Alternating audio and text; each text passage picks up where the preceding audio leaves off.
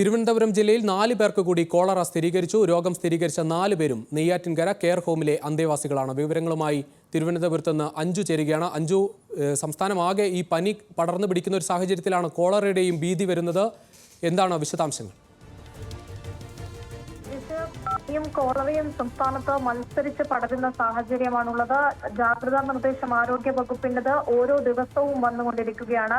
അതിനിടെ പുതിയ ക്ലസ്റ്ററുകളും രൂപപ്പെടുകയാണ്. നിലവിൽ ഇപ്പോൾ കോളറ ഇന്ന് സംസ്ഥാനത്ത് 4 പേർക്ക് കൂടിയാണ് കോളറ സ്ഥിരീകരിച്ചിരിക്കുന്നത്. നെയ്യാറ്റിൻകര കെയർ ഹോമിലെ അന്തേവാസികൾക്കാണ് രോഗം സ്ഥിരീകരിച്ചിരിക്കുന്നത്. സംസ്ഥാനത്ത് ഇതുവരെ കോളറ സ്ഥിരീകരിച്ചത് 12 പേർക്കാണ്. ഇതിൽ 11 പേരുമുള്ളത് ഈ നെയ്യാറ്റിൻകര കെയർ ഹോമിലെ അന്തേവാസികൾക്കാണ്. രോഗം ബാധിച്ചതിൽ മെഡിക്കൽ കോളേജിലും ഐരാണിമുട്ടത്തെ ഐസൊലേഷൻ സെന്ററിലുമാണ് നിലവിൽ ചികിത്സയിലുള്ളത്. ഈ ആശുപത്രിയിൽ ചികിത്സയിൽ കഴിയുന്ന രോഗികളുടെ ആരോഗ്യനില തൃപ്തികരമാണെന്നാണ് ആശുപത്രി അധികൃതരിൽ നടക്കം വിശദീകരണമായി വരുന്നത്.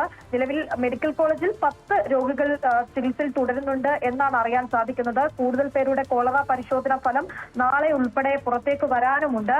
ഈ കോളറ ബാധയുടെ ഉറവിടം ആരോഗ്യ വകുപ്പിന് ഇതുവരെ കണ്ടെത്താനായിട്ടില്ല. അതേസമയം ജില്ലയിലെ ആരോഗ്യ വകുപ്പിന്റെ കൂടുതൽ നിർദ്ദേശങ്ങളും പുറത്തിറങ്ങുന്നുണ്ട്. എന്തായാലും കഴിഞ്ഞ വെള്ളിയാഴ്ച മരിച്ച കെയർ ഹോമിലെ 26-കാരനായിട്ടുള്ള അനുവിന് കോളറയാണോ എന്നൊരു സംശയം ആരോഗ്യ വകുപ്പിന് ഉണ്ട്. എന്തായാലും കോളറയിൽ ആശങ്ക വേണ്ടെന്നാണ് ഇപ്പോൾ ആരോഗ്യമന്ത്രിയുടെ ഒരു നിർദ്ദേശം പുറത്തേക്ക് വന്നിരിക്കുന്നത്. ഈ ആരോഗ്യ പ്രവർത്തനങ്ങളൊക്കെ ഊർജിതമായി നടക്കുന്നുണ്ട് എന്നും വ്യക്തമാക്കിയിട്ടുണ്ട്. കുട്ടികൾക്കും ഒപ്പം തന്നെ മുതിർന്നവർക്കും വേണ്ടി കെയർ ഹോം നടത്തുന്നവർ പ്രത്യേകം ശ്രദ്ധ പുലർത്തണമെന്നാണ് ആരോഗ്യമന്ത്രി നിർദ്ദേശിച്ചിരിക്കുന്നത്. പുതിയ ക്ലസ്റ്ററുകൾ രൂപപ്പെടാതിരിക്കാൻ പ്രത്യേക ശ്രദ്ധ വേണമെന്നും ഉന്നതതല യോഗത്തിൽ മന്ത്രി ആവശ്യപ്പെട്ടിട്ടുണ്ട്. ഒപ്പം തന്നെ തിരുവനന്തപുരത്ത് 4 പേർക്ക് കൂടി കോളറ സ്ഥിരീകരിച്ചിട്ടുണ്ട്. തിരുവനന്തപുരത്ത് നിന്ന് അഞ്ജു ആണ് വിശദാംശങ്ങൾ നൽകിയത്.